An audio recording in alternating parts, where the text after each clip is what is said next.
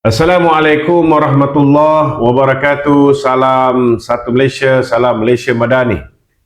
Kita ke udara pada malam ini untuk membicarakan isu-isu semasa. Banyak isu yang berlegar di ruangan media sosial kita. Namun malam ini tuan-tuan yang paling hangat ialah kabar angin. Kabar angin tuan-tuan. Kabar angin yang mengatakan, sebelum ni kita dengar apa yang keluar daripada mulut sahabat-sahabat daripada PAS, sahabat-sahabat daripada Bersatu yang mengatakan bahawa selepas pilihan raya ini, kita tengok Haji Hadi mengatakan, begitu juga dengan Sanusi mengatakan bahawa selepas hari raya ini akan berlakunya perubahan drastik di mana kerajaan akan beralih arah kononnya tuan-tuan. Ini apa maklumat yang kita dapat sebelum ini. Hari ini saudara, yang bertiup kencang ialah kabar angin yang mengatakan ada 15 orang ahli parlimen. 15 orang ahli parlimen ni. Tuduhan yang dilemparkan ialah 15 orang ahli parlimen ini ialah ahli parlimen daripada Barisan Nasional, tuan-tuan. Mereka mengatakan bahawa mereka akan melepaskan jawatan sebagai ahli parlimen untuk memberi laluan kepada pilihan raya kecil serentak dengan pilihan raya negeri di 6 buah negeri yang dijangka pembubarannya akan berlaku sekitar penghujung bulan 6, mungkin pilihan raya sama ada penghujung bulan 7 atau awal bulan 8, tuan-tuan. Sejauh mana benda ni betul? Saudara, ada beberapa persoalan yang perlu tuan-tuan faham. Pertama sekali, sekiranya 15 orang ahli parlimen ini dia marah macam mana pun, dia tak puas hati macam mana pun, sebab dengar-dengar kabar kononnya mereka ni tak puas hati dengan Perdana Menteri. Mungkinlah kerana tak dapat tu, tak dapat ni, kita tak tahulah sama ada apa yang diperkatakan ini benar ataupun tidak. Tetapi kalau ikut logik akalnya saudara, disebabkan merekanya semua telah pun menandatangani aku janji, tuan-tuan, maka sekiranya mereka melepaskan jawatan sebagai ahli parlimen ataupun mereka melompat parti menyertai Bersatu, saudara, secara automatik tuan-tuan, kerusi mereka itu perlu diadakan pilihan raya kecil. Namun saudara, kesemua 15 orang ini tidak akan boleh bertanding dalam pilihan raya kecil tersebut. Jadi saya sendiri secara peribadi saya tak nampak bahawa kabar angin ini betul. Kenapa saya kata saya tak nampak? Kerana kabar angin ini betul, kerana sudah pastilah tuan-tuan, sudah pastilah hari ini 15 orang yang diperkatakan kononnya, ini bukan cerita betul, nak melepaskan jawatan ataupun nak membenarkan laluan diberikan sebagai untuk diadakan pilihan raya kecil, mereka ni akan kekal satu penggal sebagai ahli parlimen sehingga Datuk Seri Anwar Ibrahim membubarkan parlimen untuk pilihan raya umum yang ke-16. Jadi apa gunanya mereka nak mengusungkan meletak jawatan ataupun berpindah parti yang akhirnya menyebabkan kursi mereka hilang, dan kena tahu mereka tak boleh bertanding sekiranya berlaku pilihan raya kecil, kecuali tuan-tuan, kecuali kalau mereka ditawarkan habuan yang luar biasa. Tuan-tuan pun tahu hari ini Tan Sri Muhyiddin Yassin mengelupur, itu kita dah tahu. Haji Hadi mengelupur, kita pun dah tahu. Tetapi orang yang duit banyak, yang memang tak nak masuk mahkamah, tak nak masuk penjara, siapa tuan-tuan? Hari ini yang turut mengelupur saudara ialah Tun Dr. Mahathir dan Tun Daim Zainuddin. Tun-tun ni saudara yang paling mengelupur di kalangan semua bakal-bakal kluster mahkamah ni, mereka ni lah yang paling panik tak tentu pasal. Jadi tuan-tuan, walaupun pada hakikat dan realitinya, seorang ahli parlimen yang belum hilang akal, dia tidak akan mengambil sesuatu tindakan yang menyebabkan dia hilang kursi tu untuk tempoh 5 tahun. Tetapi tak mustahil tuan-tuan, ini kita fikir di luar kotak. Sekiranya ganjaran yang diberikan untuk seseorang itu berpindah parti ataupun melepaskan, mengosongkan jawatan ahli parlimennya, kalaulah ganjaran itu luar biasa banyaknya tuan-tuan, tak mustahil benda ini boleh berlaku. Siapa pun saudara, bila ditawarkan dengan duit ini, sebahagian besar daripada mereka mungkin akan goyang. Jadi saudara, mereka juga perlu ingat, sekiranya mereka mengambil langkah ini tuan-tuan, membiarkan kerajaan persekutuan sekali lagi berada dalam keadaan terumbang-ambing, tidak stabil, yang akhirnya akan merugikan rakyat tuan-tuan. Saya yakin tuan-tuan, ianya mestilah atas sogokan pihak tertentu. Dan saya yakin bila ini berlaku, laju je SPRM akan datang untuk menyelamatkan keadaan. Mungkinlah tak ada transaction masuk dalam akaun macam mana, seperti mana yang Bersatu buat sebelum ni. Dia orang ni belajar melalui kesilapan yang lepas, betul tak? Mungkin transaction diberikan dalam bentuk wang tunai. Namun tak apa, kita tengok siapa lebih cekap tuan-tuan. Saya yakin pihak berkuasa pun memantau mereka ni, SPRM pun memantau mereka-mereka ni, termasuklah ahli-ahli parlimen kita, tak kira lah daripada parti mana. Saya tak sebut parti mana tuan-tuan. Saya yakin saudara, saya yakin bahawa ini kali kalau ada orang lagi yang sanggup menerima habuan untuk menukar parti, SPRM akan masuk siasat dengan setulus-tulusnya, insya-Allah tuan-tuan. Jadi itu mukadimah kita pada malam ni. Saya yakin ramai nak bertanya soalan. Tuan-tuan boleh ajukan soalan di ruangan komen Facebook page saya, Luqman Nur Adam Official, dan kita akan mulakan sesi soal jawab kita pada malam ni. Silakan Kapten. Okay, Datuk. Tadi Datuk sebut pada mukadimah malam ni, 15 ahli parlimen BN Datuk akan meletakkan jawatan untuk mengadakan pilihan raya serentak.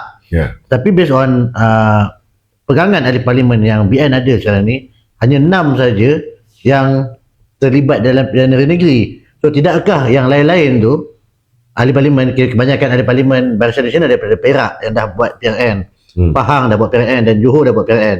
So kalau kata 15 yang terlibat dalam PRN negeri, terlibat PRN, yang ada ahli parlimen sekarang ni hanya 6 saja tu. Saya akan menyusahkan atau membuat dia macam ni. Kita kena faham bahawa nak buat pilihan raya kecil ni tak ada kaitan dengan 6 ni. Sekiranya mereka lompat parti, Susah Agung kalau katalah ahli parlimen daripada BN lompat parti masuk Bersatu, Susah Agung daripada Barisan Nasional akan menghantar notis kepada Speaker Dewan Rakyat, Datuk Seri Johari Abdul, memaklumkan bahawa kursi mereka dikosongkan. Jadi ianya secara automatik akan ada pilihan raya negeri dalam tempoh 60 hari daripada dari kecil negeri tu. Pilihan raya kecil. Pilihan raya kecil. Dan apa tadi? Selepas 60 hari tu. Mana dalam tempoh 60 hari, within 60 days. So dia boleh dibuat secara serentak dengan pilihan raya negeri. Ianya juga boleh dibuat secara berasingan. Sebab akhirnya SPR yang akan tentukan. SPR boleh buat 6 pilihan raya negeri ni, kalau berubah serentak pun SPR boleh decide buat 3 dulu, 3 lagi kemudian. Boleh. Kalau misalnya mereka pun mengambil keputusan untuk letak jawatan Setelah 6 buah pilihan raya, 6 buah negeri membubarkan Dewan Undangan Negeri dia, SPR juga boleh decide untuk sekalikan serentak semua 6 buah negeri sekali dengan kalau betul lah 15 ni, sekali dengan 15 pilihan raya kecil, boleh. SPR boleh buat 3 negeri dulu, 3 negeri dulu, kemudian pilihan raya kecil, boleh. Tak ada masalah. Dalam tempoh 60 hari itu, kesemua 6 pilihan raya negeri, kalau bubar serentak, dan kesemua 15 parlimen itu, kalau berlaku kekosongan, perlu dibuat dalam tempoh 60 hari. So, ianya up to SPR. Okay? Okey tu. Ya. So kalau based on calculation Datuk, 15 parlimen dikosongkan atas dasar usaha untuk merampas kerajaan, bagi saya masih tidak mencukupi. Kalau masih 15, sebab sekarang ni kita ada 82 campur Barisan Nasional 30. Kalau kerjasama dengan JRS, adakah JRS akan terlibat? Itu soalan saya. Kita tak pasti tentang JRS, kita juga tidak pasti tentang GPS, kita tak pasti dengan kawan-kawan parti komponen yang lain. Namun sekiranya mereka sanggup, sebab saya tidak fikir ada sampai 15 orang ahli parlimen yang hilang akal mahu mengosongkan kursi dia. Saya tak fikir ada sampai 15 orang ahli parlimen yang hilang akal sanggup mengosongkan kursi dia tanpa sebarang habuan. Ini saya punya bacaan lah. Jadi kalau misalnya ada orang yang sanggup, pasti ganjaran dia sangat lumayan. Pasti ganjaran dia sangat lumayan. Apa tadi soalan dia? Maknanya sekarang ni perbezaan Pakatan Harapan dan Pakatan Nasional tertolak 2 tu is 8 pasti ganjaran dia sangat lumayan. Dan yang kedua, pasti kalau 15 orang itu beralih arah, maknanya bertanding balik daripada, contohnya kalau dia ahli parlimen BN dulu, bertanding balik, kursi itu boleh dimenangi oleh Perikatan Nasional. Pasti mengikut calculation mereka hanya perlu 15 untuk cukupkan 112 contohnya. Tapi biasanya dia akan calculate supaya boleh dapat lebih. Sebab takkan semua 15 boleh menang. Kan? Takkan dia orang sanggup spend beratus juta, at the end of the day dia still tak boleh bentuk kerajaan. Maka sia-sialah. Jadi atas faktor itu, ada kemungkinan sudah ada perundingan dengan pihak-pihak tertentu. Siapa pihak itu kita tak pasti. Tetapi kita pun bukan bodoh untuk tidak memahami situasi tersebut. Kalau mereka boleh sanggup yakinkan 15 orang itu, boleh sanggup sogok 15 orang untuk melepaskan jawatan, membuat satu keputusan yang sangat besar. 15 orang ni mungkin selepas ini akan dicop sebagai pengkhianat, sebagai orang yang disogok. Kalau mereka boleh sanggup buat keputusan besar ni, mestilah untuk menukar kerajaan. Dan kenapa hanya 15? Maknanya ada juga kemungkinan. Kita tak boleh nak syak kawan-kawan kita ni. Kita kena husnuzon, bersangka baik. Tetapi kita kena bersiap sedia terhadap sebarang kemungkinan. Kerana kita tahu musuh kita hari ini very desperate. Tun Dr. Mahathir, Tun Daim, Haji Hadi, Muhyiddin Yassin, Hamzah Zainuddin, they are all very desperate. Macam-macam mereka sanggup buat. Tapi kita tak boleh terlalu selesa. Kita kena sentiasa berhati-hati. Okey? Betul tu? Ya. Okey tu. Sama juga macam Datuk cakap, dalam keadaan terdesak ni, ya, langkah yang dibuat tu sangat berisiko. Satu, terpaksa mengeluarkan kos kalau ada kos yang dibagi. Saya yakin kos bukan masalah. Maksudnya bagi mereka. Kos itu kalau nak membantu rakyat, bantu orang banjir, itu kos tu masalah. Tapi kalau nak dapatkan kuasa politik, saya rasa kos itu bukan masalah untuk puak-puak ni. Kita tengoklah macam mana mereka merasuah pengundi-pengundi dalam pilihan raya lepas. Dia apa yang saya cuba sampaikan adalah satu gamble yang besar. Macam jadi sekiranya 15 tu meletakkan jawatan, adakah boleh menang 15? Ya, menang separuh atau kalah balik semua? Pasti 15 orang itu tidak akan menang sebab tak boleh bertanding. So untuk apa dia letak jawatan? Itu sebab saya sangat meragui, kecuali mungkin ada satu orang yang saya rasa jadi ahli parlimen pun dah tak guna. Fikirlah sendiri siapa yang saya masukkan. Dah nampak macam masa depan kelam. Kan? Tetapi yang lain-lain semua rata-ratanya ada future dalam UMNO. Ada future dalam UMNO. Buat apa nak buat keputusan bodoh? So saya tak nampak benda tu disebabkan mereka ni tak puas hati ke dengan Datuk Seri Anwar ke tak puas hati dengan Datuk Seri Zahid. Mereka sampai nak buat keputusan sebegitu rupa. Kecuali kalau sogokan itu luar biasa besarnya.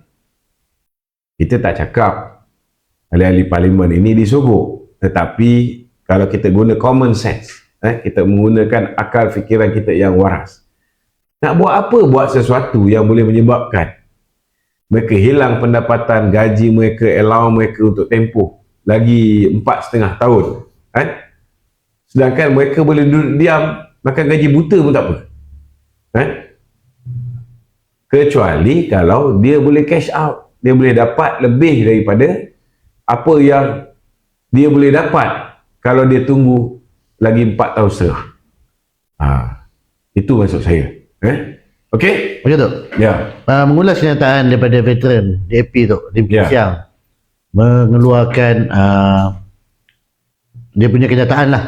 UMNO adalah penentu sama ada Anwar kekal sebagai Perdana Menteri atau tidak. Itu dia ada bagilah persentage.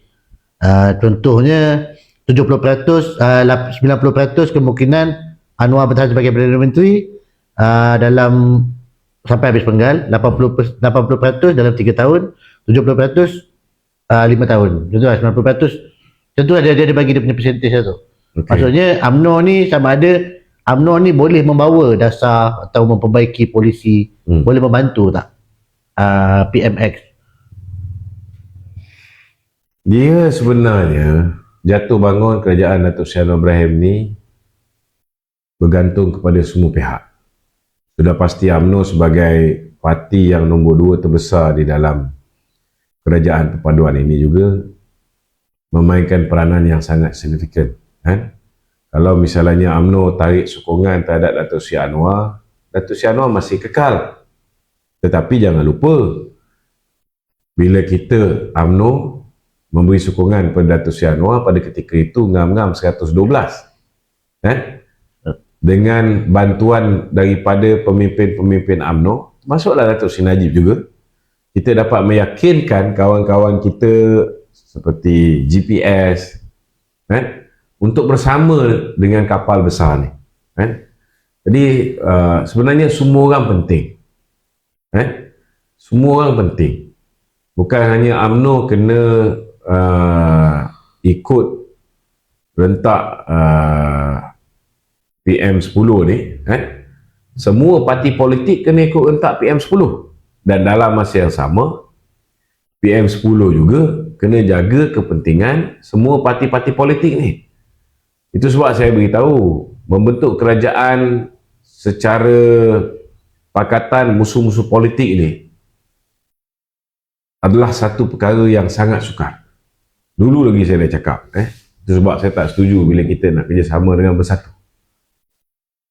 Akhirnya kita tengok apa jadi pada kita bila kita kerjasama dengan bersatu. Namun kita tak pernah ada sejarah bersama dengan Datuk Seri Anwar Ibrahim. Kita bagi peluang.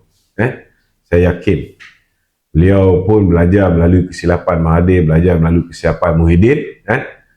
Beliau akan cuba elak daripada melakukan kesilapan yang sama. Kalau dulu Muhyiddin tidak menghormati UMNO, Muhyiddin tikam UMNO, Muhyiddin bully UMNO, Muhyiddin nak penjarakan pemimpin UMNO. Saya yakin Datuk Seri Anwar tahu kalau dia mengulangi apa yang dilakukan oleh Muhyiddin, apa yang dilakukan oleh Mahathir, ya akhirnya yang akan rugi dia juga, yang akan rugi parti dia juga, kan? Dan setakat ni alhamdulillah saya tengok pemimpin di dalam BN baik, dalam PH baik, mereka cuba jaga perasaan satu sama lain, kan?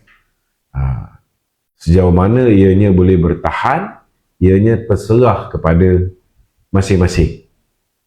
Saya yakin PH ada pengalaman hilang jawatan selepas 22 bulan memerintah. Mereka pun takkan nak kehilangan kuasa selepas 22 bulan memerintah kali ni, atau lebih pendek daripada tu. Sama juga dengan Barisan Nasional, mereka juga ada pengalaman menjadi pembangkang cukup lama. Tetapi kita juga pernah ada pengalaman duduk di dalam kerajaan tapi kita ditindas. Akhirnya kita tarik sokongan daripada kerajaan Muhyiddin. Kita ada pengalaman jadi pembangkang juga. Maknanya we can survive even though we are opposition. Dan prestasi terbaik kita ialah bila kita menjadi pembangkang. Kita menang 7 pilihan raya dengan cukup baik, dan kita dapat solid sokongan khususnya orang Melayu pada ketika itu. Jadi saya nampak bukan hanya UMNO saja. Semua orang kena saling menghormati satu sama lain, kena belajar untuk assimilate ataupun belajar untuk asimilisasi. Lebih kurang lah. Belajar untuk blend dengan semua pihak dan memahami semua pihak, insyaAllah. Okey? Begitu. Kenyataan double standard U-turn dalam masa 24 jam Hassan Karim, MP Pasir Gudang tu. Sekejap kata kerajaan tak retak, sekejap retak tu. Mohon komen sikit. Dalam kes saya rasa manusia macam Ramasamy Hassan Karim ni dalam UMNO pun ada, dalam UMNO pun ada, kan? Jadi kita jangan ambil hati sangatlah apa Hassan Karim cakap, kan? Sekejap dia kata kalau bebaskan Najib tak memberikan kesan kepada kerajaan perpaduan. Betul tak? Bagi saya betul lah. Macam mana kita lihat pembebasan Datuk Seri Anwar Ibrahim? 5 hari selepas Tun Dr. Mahathir angkat sumpah, dia bebas. Ada tak kesan negatif terhadap Datuk Seri Anwar Ibrahim? Tak ada. Jadi kenapa pula bila bebaskan Datuk Seri Najib ada kesan negatif? Betul tak? Jadi statement dia yang mula-mula tu okey lah. Betul tak? Cuma statement dia yang kedua, dia buat U-turn. Dia kata kalau bebaskan Najib, ianya akan memberikan impak besar pula pada Pakatan Harapan. Saya nak beritahu dengan Pakatan Harapan, dengan budaya perkauman yang diamalkan oleh Perikatan Nasional, PH should never be worried about losing non-Malays vote. Ini dia orang kena faham. Kena cerdik lah sikit Hassan Karim ni. Apa dia nak takut? Adakah kerana bebaskan Datuk Seri Najib, masyarakat bukan Melayu akan lari daripada menyokong Pakatan Harapan dan mengundi Tuan Guru Haji Hadi? Mengundi Bersatu? Fikir sebelum mengeluarkan kenyataan sedemikian rupa. Fikir. That will never happen. But what will you gain? Suka tak suka, kita kena terima hakikat bahawa Datuk Seri Najib ada sokongan di kalangan orang Melayu yang sangat kuat. Kalaupun setengah-setengah orang tidak mahu mengakui bahawa ramai orang India dan orang Cina menyedari bahawa Datuk Seri Najib ketika menjadi Perdana Menteri tidak pernah menunjukkan sikap perkauman dia, sentiasa menunjukkan sikap dia yang boleh bertolak ansur dengan semua kaum, tidak menunjukkan terlalu kemelayuan macam setengah-setengah orang. Ramai juga yang non-Malaysia selesa dengan Datuk Seri Najib. But put that aside, orang Melayu ramai. Saya tak kata semua orang Melayu boleh terima Datuk Seri Najib, tetapi ramai orang Melayu ni tak lupa jasa Datuk Seri Najib. Dan orang Melayu, saya tak fikir boleh terima penganiayaan yang dibuat ke atas Datuk Seri Najib yang berpunca daripada pendakwaan terpilih yang dilakukan oleh Mahathir, yang dilakukan oleh Muhyiddin. Jadi kita jangan double standard. Kalau misalnya Datuk Seri Anwar Ibrahim dibebaskan, tak ada pun orang bising. Betul tak? Kenapa Datuk Seri Najib nak dibebaskan melalui proses pengampunan? Orang nak bising sebab ianya kuasa yang di-Pertuan Agong, ianya hak yang di-Pertuan Agong. Yang bersih, yang ambiga, yang 2-3 orang ni nak bising sangat pasal apa? Kalau saya lah, saya rasa malu dengan dia orang ni tau. Because it shows that they do not have any principle. Dia orang ni tidak ada prinsip. Dia orang ni tidak ada integriti. Bila Tuan Dr. Mahathir melantik Ketua Hakim Negara, tanpa melalui JAC, dia orang senyap. Tanpa cadangan daripada Judicial Appointment Commission, dia orang senyap. Dia orang tak cakap apa. Bila peguam kepada Lim Guan Eng dilantik menjadi peguam negara, mereka tak cakap apa-apa. Mereka tak bantah. Bila Latifah Koyah, ahli jawatan kuasa PKR Pusat, dilantik menjadi Ketua Pesuruhjaya SPRM, mereka tak kata apa. Mereka diam. Betul tak? Hari ini macam-macam orang bersih lah apalah, membuat kenyataan menyela NGO yang minta supaya Hakim Nazlan disiasat. Kalau dah kertas siasatan tu bocor, kalau dah bukti-bukti penglibatan Hakim Nazlan tu overwhelming, kau nak tutup mulut orang macam mana? Macam mana you nak supaya rakyat Malaysia ni tiba-tiba jatuh bodoh serentak? No way. We are not stupid. We can use our bloody brain. Kita boleh nilai. Kalau orang tu terang-terang ada penglibatan dalam kes SRC International, terang-terang dalam minit mesyuarat yang bocor itu, ada nama dia terlibat dalam mesyuarat untuk mencadangkan penubuhan SRC, dan Maybank pula dibayar 800,000 untuk pengurusan SRC. Tiba-tiba orang ni yang digunakan oleh Mahathir untuk menggantikan Hakim Sufian Razak selepas 3 orang hakim menolak permintaan pihak tertentu untuk menggantikan Hakim Sufian Razak.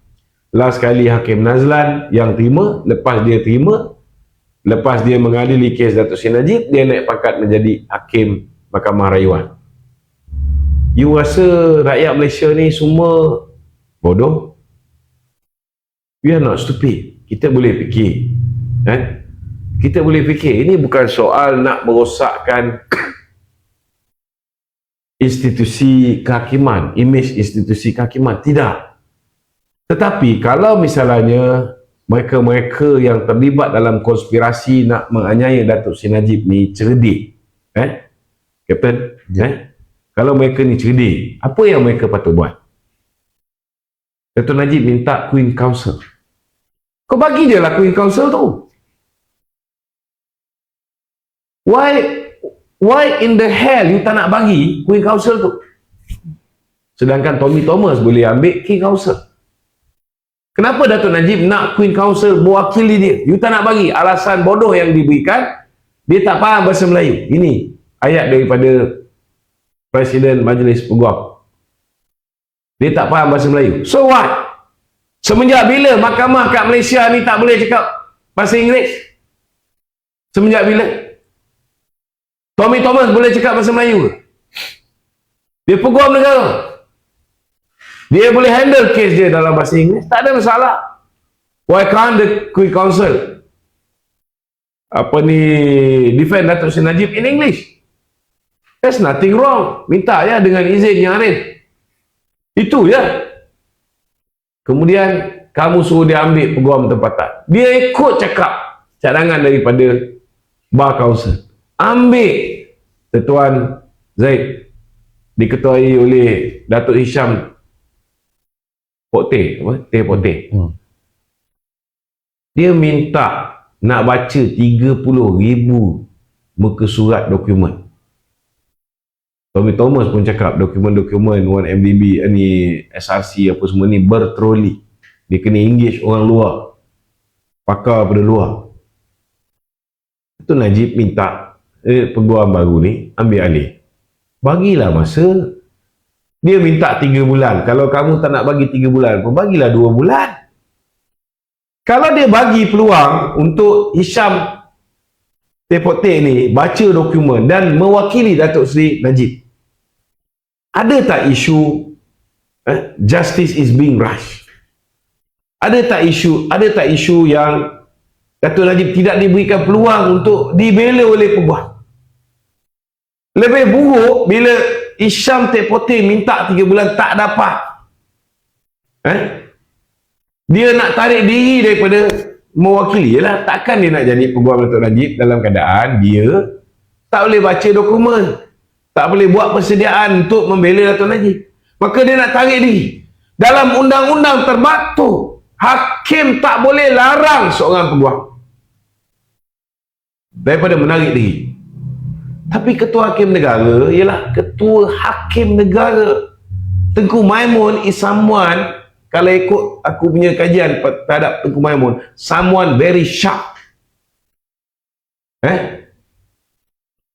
Dalam court case, dia boleh bagi spesifik. You buka muka surat sekian, ada dalam tu. Begitu teliti. Don't tell me Tengku Maimun tak tahu bahawa hakim tak boleh halang peguam daripada tarik diri. Kenapa nak create kontroversi ni? Dan semenjak bila Tengku Maimun datang mahkamah perlu di-escort oleh suami dia, dan suami dia ambil gambar, lepas tu hantar report pada seseorang. Untuk apa kontroversi ni? Kalau benda-benda ni semua tidak berlaku, orang akan nampak Datuk Seri Najib kalah kerana dia kalah. Dia gagal membuktikan dia tidak bersalah. Tetapi bila you rush this matter, seolah-olah macam nak cepat sangat penjarakan Datuk Seri Najib. Kebetulan pula sebulan lepas tu terus pilihan raya. Selepas Datuk Najib dah masuk penjara, terus pilihan raya. Salah tak kalau rakyat ada persepsi bahawa Datuk Seri Najib berhadapan dengan pendakwaan yang bermotifkan politik dan ada konspirasi di belakangnya? Salah tak rakyat ada persepsi? I'm not saying that diorang ni berkonspirasi, tidak. Tetapi itulah persepsi yang wujud. Kalau cerdik handle this thing dengan penuh keadilan, orang takkan boleh cakap apa pun. Tapi bila Datuk Najib seolah-olah dilihat tidak diberikan keadilan, you are creating a hero tau. Datuk Najib buta-buta jadi hero. Orang biasa masuk penjara ni, orang pandang hina. Datuk Najib masuk penjara ni, dia punya Facebook page pun meningkat 400,000. Tahu? follower dia makin ramai. Jadi jangan salahkan. Itu sebabnya bagi saya kerajaan hari ini perlu ada time frame. Okey, kita nak elak daripada tukar ketua hakim negara, membetulkan sistem pelantikan kehakiman. Kita nak elak daripada tukar peguam negara. Okey, kita faham. Sebab kita nak berhadapan dengan 6 pilihan raya. But there must be a time limit. Sehingga bila? Sehingga bila you nak biarkan benda ni berlaku? There must be a time limit. Let's say sebulan selepas pilihan raya negeri. Perlu dibuat pembetulan ini. Kerana selagi pembetulan tak dibuat, segala keputusan yang dibuat oleh Tengku Mahmud yang mana sudah terdedah oleh pasukan petugas khas yang menyiasat buku Tan Sri Tommy Thomas, Justice in Wilderness, mengesahkan bahawa pelantikan Tengku Mahmud tidak melalui JEK, tidak melalui prosedur undang-undang yang betul. Unconstitutional. Hanya dengan cadangan Tommy Thomas. Jadi mana boleh kita biarkan benda ni berterusan. Kita kena betulkan keadaan ini. Okey, ada lagi? Okey tu. Hasan Karim juga tadi tu, dia turut mengulas permohonan Peguam Presiden UMNO untuk menggugurkan 47 kes kepada Peguam Negara. Menghantar representasi untuk menggugurkan kes beliau. Saya nak tanya dengan Hasan Karim. Bila Pakatan Harapan memerintah, okey, mereka tukar ketua hakim, peguam negara. Mereka tukar peguam negara. Apa yang berlaku? Kes Lim Guan Eng, ada 60 saksi pihak pendakwaan, 25 sudah dipanggil, 35 belum dipanggil. Ketua hakim dia dah tukar juga, ganti dengan Tan Sri Richard Malanjut yang mesra di AP. Mereka ambil pula peguam Lim Guan Eng jadi peguam negara. Kenapa Hasan Karim tak mengeluarkan sebarang kenyataan bila kes Lim Guan Eng digugurkan? Macam mana kes Lim Guan Eng digugurkan? Sebab ada representasi. Sama juga kes yang melibatkan Rafizi Ramli. Rafizi Ramli juga didakwa. Okey, jangan lupa. Tetapi selepas mereka memerintah, mereka telah buat representasi Rafizi diterima, kes Rafizi digugurkan. Apa alasan mereka gugurkan? Pendakwaan terpilih. Adakah Datuk Seri Najib tidak berhadapan dengan pendakwaan terpilih oleh Tun Dr. Mahathir? I'm not saying that Datuk Seri Anwar terlibat, tidak. Tetapi Tun Mahathir jelas terlibat. Muhyiddin Yassin, Menteri Dalam Negeri, jelas terlibat. Jadi jangan double standard. Bila ianya melibatkan pemimpin-pemimpin Pakatan Harapan yang baik dengan kamu boleh terima pengguguran kes ini atas dasar ianya dilakukan dengan bermotifkan politik, pendakwaan terpilih dan pendakwaan yang berniat jahat. Hari ini saya nak beritahu, yang kata pendakwaan ke atas Datuk Seri Najib, ke atas Datuk Zahid ini pendakwaan terpilih, pendakwaan berniat jahat, pendakwaan yang bermotifkan politik, ada campur tangan pihak eksekutif. Bukan kita yang cakap ni. Ini peguam negara yang kamu sendiri lantik cakap. What are the difference? Be fair. Be fair. Kalau nak duduk satu bantal untuk jangka masa yang lama, kita kahwin, kita dah kahwin ni. Kalau nak tidur satu bantal, nak keluarga tu aman, damai, bahagia, kita kena belajar menerima kelemahan pasangan kita. Takkan kita apa kita tak cakap terhadap Datuk Seri Anwar Ibrahim? macam-macam kita cakap. Tetapi kita belajar menerima kelemahan sahabat baru kita hari ini. Kita telan dia. Orang tak cakap apa yang kita cakap tu dulu lain, sekarang lain. Orang cakap. If you are talking about your principle, adakah kita tidak ada principle? Kena faham ni, bila kita dah kahwin ni, buruk macam mana pasangan kita, kita kena terima. Dan bila orang attack pasangan kita, we are there to defend our partners. So you guys pun kena belajar lah. Sampai bila tak nak belajar? Kalau nak lama dengan kita, betul tak? Kena belajar. Barulah kita boleh kekal lama. Kalau masih lagi pok-pet, Datuk Najib macam ni, kalau you buka macam ni, apa jadi kalau besok lusa orang-orang UMNO ni hilang kesabaran ni? Setakat ni orang UMNO ni alhamdulillah banyak betul bersabar. Apa jadi? Suasana akan jadi tidak kondusif. Bila suasana jadi tidak kondusif, kita lihat peringkat awal Muhyiddin cukup baik dengan Datuk Najib, cukup baik dengan Datuk Zahid. Last kali apa jadi? Siapa yang rugi? Akhirnya kerana sifat tamak Muhyiddin tidak boleh bertolak ansur, dia pun tak bersih, perasan bersih, seolah-olah macam dia je seorang yang paling bersih, mata-mata kerana dia boleh baca doa.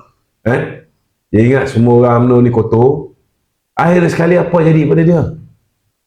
Bukan setakat hilang kuasa, akhirnya dia jadi kluster mahkamah. Dan hari ni satu dunia tahu, dia bukan sahaja penerima rasuah, dia juga pemberi rasuah yang paling besar dalam sejarah. Memberi rasuah skala besar.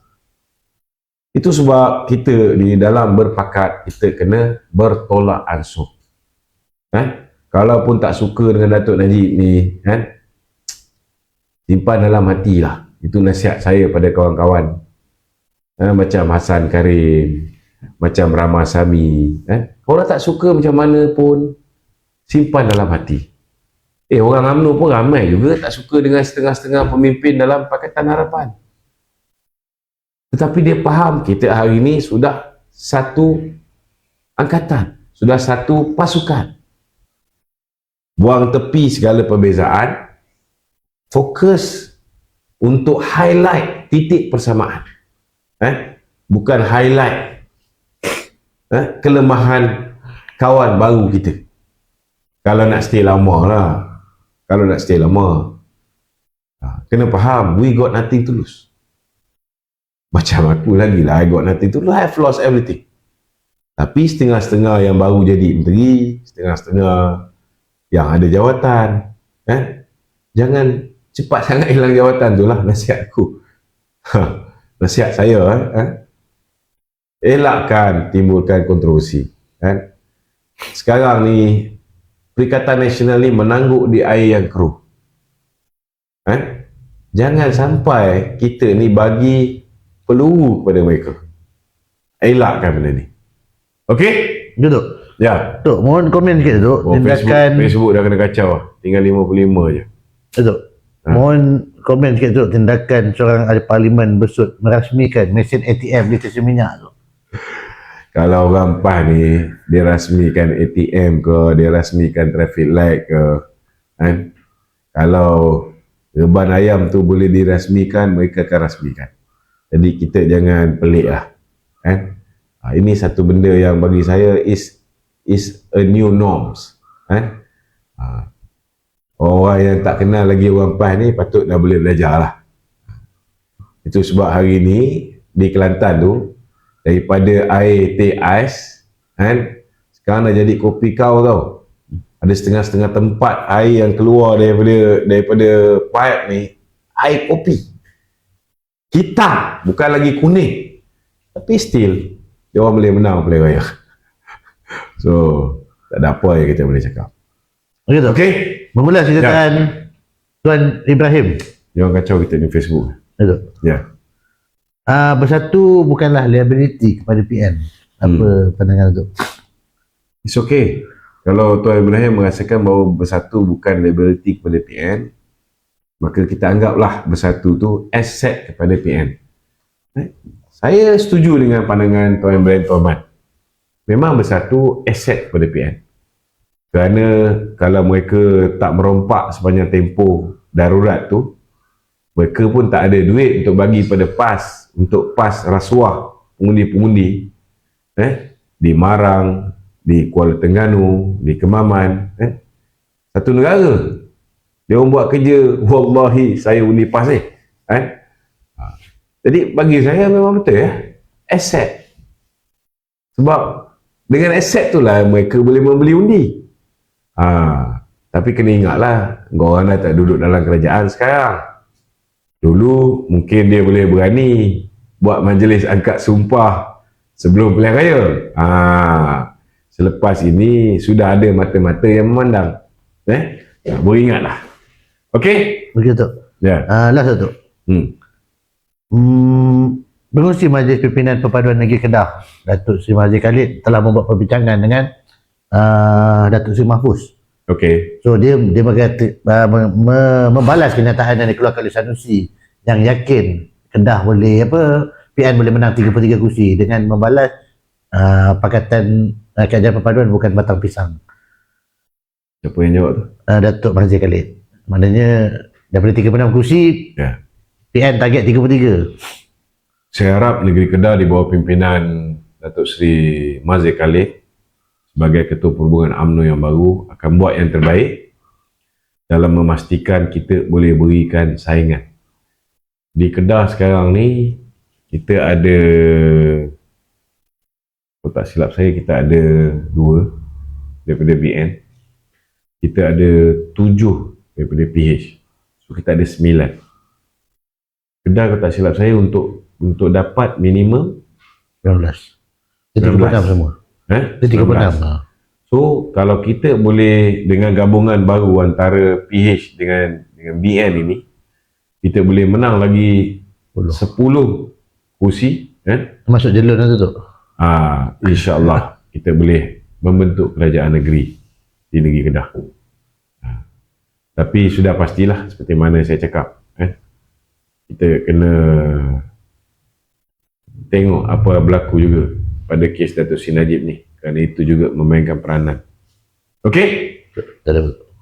Tak ada Okey, saya ucap jutaan terima kasih kepada semua yang mengikuti live kita pada malam ni. Minta tolong share live kita ni seberapa ramai yang mungkin. Siapa yang sukar untuk share, yang takut nak share ke apa ke, boleh add nombor telefon saya 0138387038. Save nombor saya tu dan add nombor saya di dalam grup WhatsApp tuan-tuan. Jadi bila saya ada di dalam grup WhatsApp tuan-tuan, setiap hari saya akan blast maklumat-maklumat. Dan saya minta juga rakan-rakan untuk pergi ke Facebook saya, Lokman Nur Adam Official. Kita ada barcode, artinya QR code untuk tuan-tuan menyertai grup penerangan UMNO Malaysia. Minta tolong join community tu. Grup tu anda tak boleh nampak siapa ada dalam grup tu. Grup tu anda tak boleh post apa-apa, tetapi setiap maklumat kita akan post kepada anda, insya-Allah. Sekian, Assalamualaikum warahmatullahi wabarakatuh.